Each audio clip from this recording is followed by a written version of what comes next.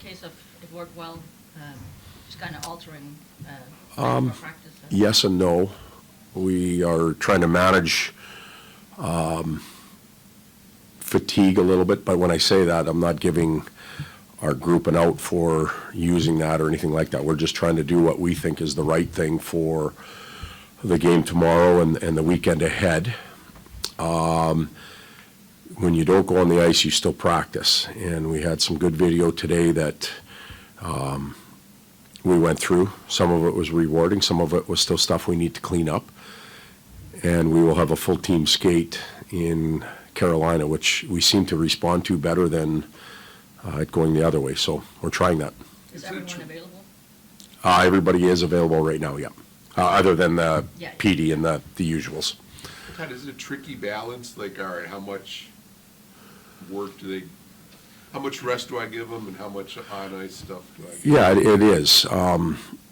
We're into March now. The coaching staff themselves, especially Trent and Todd, can get tricked a little bit because we're into November. So we have to be aware that this group has been going on, but our team needs to practice. It needs to work on things, but there's also the balance of trying to prepare them, and sometimes it's beyond just the physical part. You're trying to deal with the mental part of the game too, and making sure they're prepared for that. So it's a delicate thing, and we all have some input into it when we come in. Our staff all sits and talks, and we debate what's best for the group, and that's where we're at today. Carolina came here before that. You talked about them being a test, and those days didn't win that game and had some little bit of struggles. You go there now. What are things that maybe this group or that they've kind of maybe learned from the last time? Last time that we played Carolina? About 8 days ago or whatever it was. Well, so when Carolina plays, they have some of the same thoughts and principles that I believe we do, the volume shooting and the rapid fire pucks and get it back and do it all over again. They're very good at it, and they're on top of you. And therefore, there's going to be segments of the game where they're in your end, and it feels a little overwhelming. But if you defend well and you hold your ground, you can get through it and be fine. Sometimes when you look up at the clock and you see the shots are a little lopsided, you don't feel real good about it, but you have to put all of that into context. And they do that to all the teams. They have a wide ratio of shots for and against, which allows them to win. Obviously, they're not in their end that much. But some of that is the mental part of playing against them. And it's not going to go well all the time. You're going to have moments, and I'd like to think we can deal a little bit better with those moments than we did in game, I guess call it game 1 out of 3, because we still got to play them 2 more times. So that's hopefully what we've learned from it, but we still need to do a lot of other things in the game to have success. Patrick Kane really took off offensively after you took over. I know a lot of that's the power play, but I guess why? Did you unlock anything? I wish I could give you an answer. No, no, I don't know why. I know what I've seen since I've been here, and it's. I was telling the crew, TNT crew, like Panger, Chicago, and all that type of stuff, and they followed just like all of you, the league forever. And I just think that he loves playing hockey still. He comes and he wants to play and he wants to puck and he wants it to make plays. And does it always go perfect? No, but he can't wait to get back on the ice again. And that excitement to play, remains there in a player that could just say, I'm full. I've got my cups. I'm going to the Hall of Fame. He knows that. We all know that. I'm secure in my life, but the hunger's still there. And I don't know if that's why it's gone good for him. I don't know what happened before or what was going on, but we'll keep taking that hunger because it does rub off on others. Well, the hands in the hockey sense don't go away or haven't gone away either, right? I mean, he's supposed to be an old man with a bad hip. Yeah, well, Right? I mean, the hands and the sense are there. Like, I see him skating well. I see him being able to power through some things. If it doesn't go well, I see him sprinting, and there's some pop in his legs. That's what I've seen. I haven't seen anything other than that. Yeah, there's some nights where it doesn't go real well, but that happens to everybody. Is it fair to say the power play, though, is where he looks the most, I guess, familiar to the Patrick Kane that he got a lot of mentoring job? Yes, but I also think there's 5-on-5 moments. You think about the first goal, Casper goal.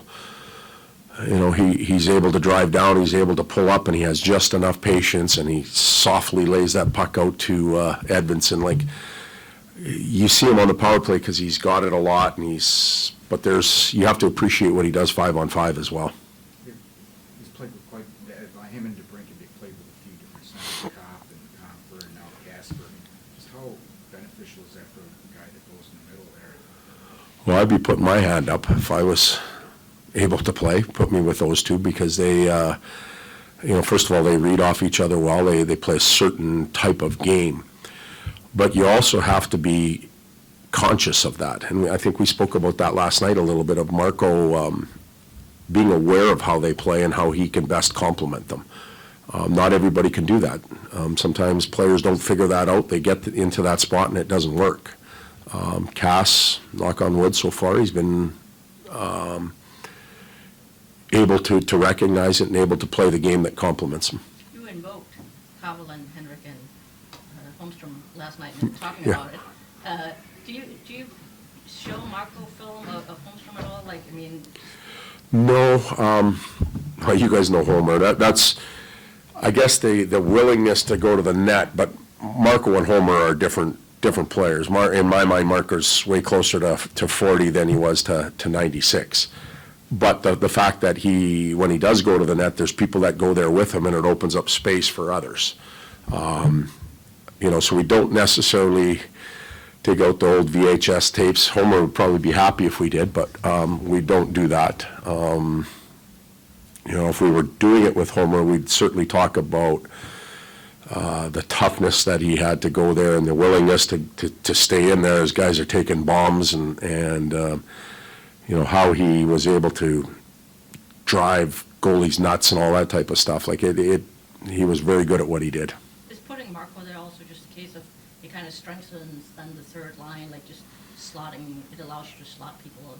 Yeah, well, when we didn't have Rass and Kopp, it went real thin, and we tried to get through it without Cass playing there, and that wasn't working, so we had to put him back into the hole. But it does slot everybody into lines that maybe fit, maybe Smitty and Kopp, JT and Vladdy fit each other a little bit better, and I've appreciated what the fourth line has done with Rass and Shiner and Motter. They've been able to have an impact on the game. They're important.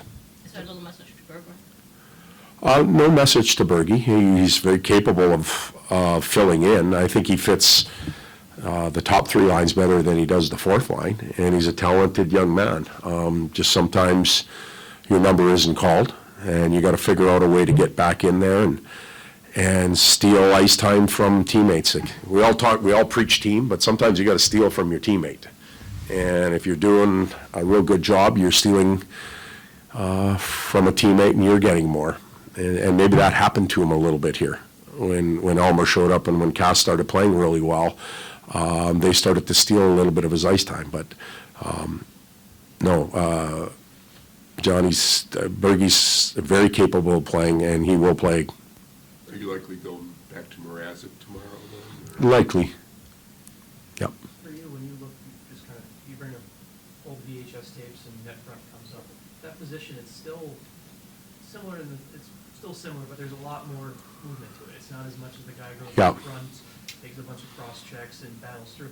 What's it like for you as a coach to kind of watch the evolution of that? So now it's a little bit more of the movement and setting things up. That's a really good observation. Really, really good. Like, because it used to be you just went and planted yourself there, and he played here. Remember the New York Rangers where he was turning around? Sean Avery, yeah, like it got to that point where you just turned around and you were like a ghost in front of or not a ghost, but a blind in front of the goaltender. it's not quite there anymore, but the contact and the type of battle in that front is different now too. It used to be a complete war there, cross checks and maulings and stuff like that. They've taken that out, which I think is a good thing. But power plays, there's certain times to be in the eyes, and there's other times where you got to fall off. And I think our group, at least that first power play unit, really gets that well. The types of power play goals that we scored last night, the last one was in and through the eyes, and there was another one where it was a fall off and not near the eyes. There's evolution in the game, as you're pointing out, and you've got to understand when and how to use it, but it's still a big part of the game. Is that, just kind of thinking about it too, if you guys go to Carolina, we talk a lot about them shooting, has it ever become part of it too, where what the guy from the top is shooting from is now changed heavily too? Yeah, I think you're seeing more teams with that, just that we call feeder shots or sifters, that just, you're really shooting for opportunity more than to score. And that's happening. It's coming from bad angles. It's hard to be in shooting lanes when you shoot from bad angles. It's just the way it is, and that's how you get pucks to the net, and then who knows, it's chaos after that. So that mentality has changed as well. How confident are you in your staff in what goaltender interference is? I'm sorry? How confident are you and your staff in what goaltender interference is, or recognizing it? Not very. Some of that's on us. We got to educate ourselves better. Some of that is situational. That is a it's a judgment call. If it was easy, you wouldn't be even asking me the question. And that's from our perspective, but it's also from the referees and the league's perspective. It's not easy. And it's never the same. Offside is often the same. It is what it is. Like, it's not near as gray as what happens in and around the paint. So I hope I gave you an answer. With Carolina, in those moments when they're sort of swarming and firing shots and retrieving them, what are the best ways for you all to sort of relieve that pressure? Well, it depends on what time of shift it is. Like, you're late in the shift, it's completely different than at the beginning, because you're a little more exhausted. So are you attacking, or are you more in a defensive mode? Are you buying time for a change? What's happening down low at your net? Are you in position? Can the goaltender manage the game and get you a whistle? There's so many factors that come into play that I can't just answer that question and envelope it up into one simple answer, if you will. But certainly off the shot, there's a chance for a race to a loose puck. And it's way easier to gamble when you're on offense 200 feet from your net, so you're a little more aggressive. When you're in the D zone, you're a little more tentative because you want to stay on the D side. It's the simplicity of that, but it's actually getting it done that is the hard thing. Thanks. Okay.